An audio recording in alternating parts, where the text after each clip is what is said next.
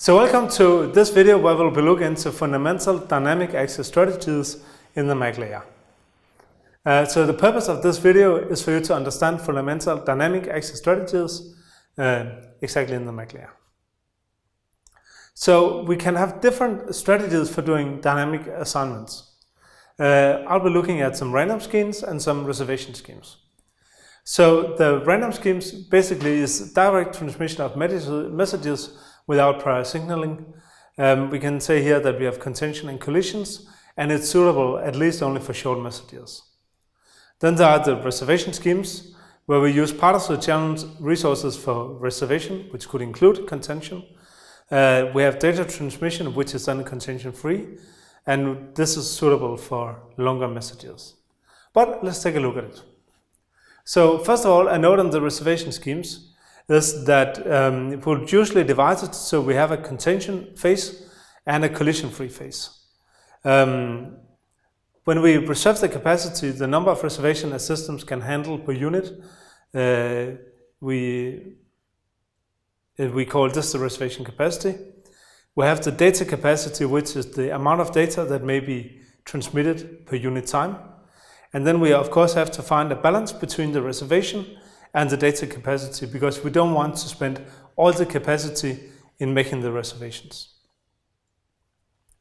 An example, and probably the simplest and most classical example, is from Aloha. So the idea for Aloha is to transmit messages immediately, and this should potentially allow to use the entire bandwidth. So in case of a collision, then we have to retransmit it. So we will wait for a random time interval before we do it, and then we transmit again. So assume the example here that we have two users. User 2 is the first one to submit a packet, and he will transmit a packet, and because no one else is transmitting at the same time, it will end up being a successful transmission. This is the packet 1 from user 2. Then user 1 is also sending his first packet. But alongside that he is transmitting his packet, then user 2 transmit his second packet.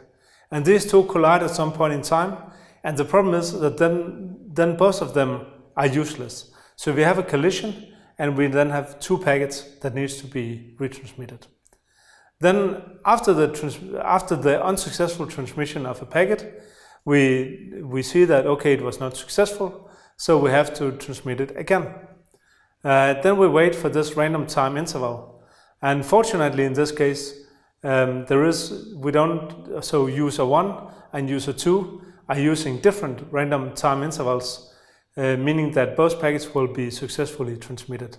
But of course there would be a risk that they would use a more similar time before retransmitting, because it is random, and then they would again have to retransmit the packets.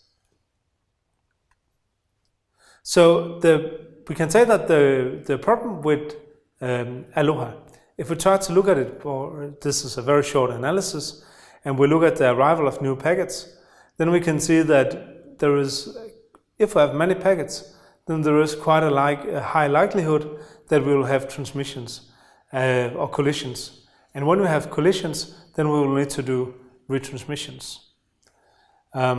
So we could say that if we look at when I'm sending a packet, so assume that I'm sending a packet from time t0 and that it takes the large T to send the packet, then I have quite a long vulnerable period. So if other users are sending anything in the time interval that is shown here on the slide, then we'll have a collision.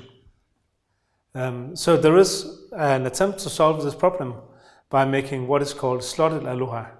And the idea is that we do some time synchronization, so you are only allowed to start sending packets at a certain time. And in this case, you still have a chance of collision, because you could have two users who start to transmit at the same time.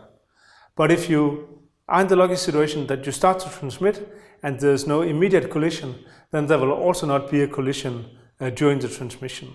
So we reduce the vulnerable time period the time period where a collision could actually happen. And that leads to a higher efficiency. So if you look at here the throughput and the offered load, we see that it's still not impressive. So we don't get higher than around 0.35 or 35%, but it's still much better than the pure Aloha. So we see that when we have an offered load or a demand which is increasing, then we also have a much better efficiency in the slotted Aloha. So we can say that the Aloha schemes are indicating kind of an impolite behavior. And it's an impolite behavior because you listen before you talk, or you don't listen before you talk. So you just start talking. And therefore you also have these collisions. So as a response to that, or as a solution to that, we can try to do what is called carrier sense multiple access, meaning that you listen before you talk. What is important to say is that it's not complicated to listen before you're sending. So what you do as a carrier is that you are sensing the channel all the time, and if it is busy, then you will not transmit straight away. So there are different variations of CSMA, carrier sense multiple access, which is one is called non-persistent, meaning that channel is not always used when it is idle. So when you are sensing that the channel is idle, you don't always start using it immediately. And then there is the one persistent, meaning that the probability for transmitting is 1 when the channel is idle. So when you're listening to the channel all the time and you sense and now it is idle, then you will start sending. Try to take a minute to think about what is the problem with this one persistent approach.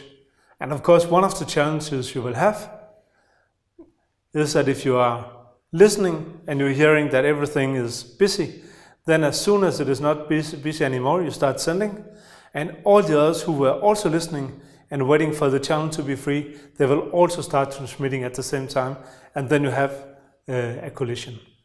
And that being said, carrier sense doesn't relieve us from collisions.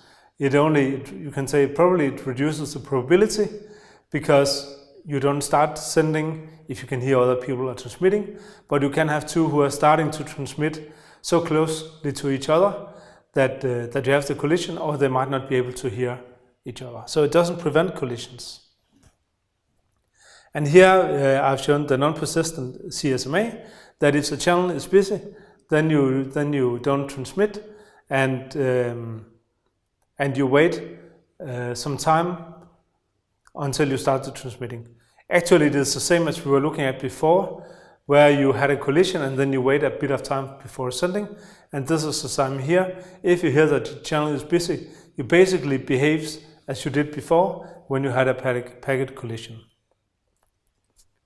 And then you have the one persistent CSMA, and we discussed it just before, that if the channel is busy, the user waits, and then he transmits as soon as the channel becomes idle.